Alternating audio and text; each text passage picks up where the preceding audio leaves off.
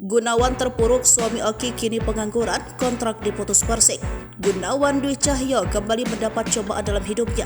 Setelah rumah tangganya diambang perpisahan, suami Oki kini jadi pengangguran. Padahal segi usia pria 34 tahun itu tergolong masih bisa bermain beberapa tahun lagi. Gunawan kini resmi berstatus sebagai pemain tanpa klub. Bak jebolan timnas Indonesia era SEA Games 2011 diumumkan berpisah dengan Persik Kediri.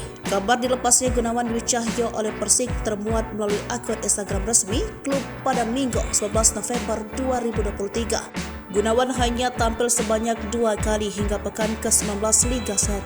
Terkait rumah tangganya, Gunawan membantah soal adanya perselingkuhan yang membuat rumah tangganya hancur.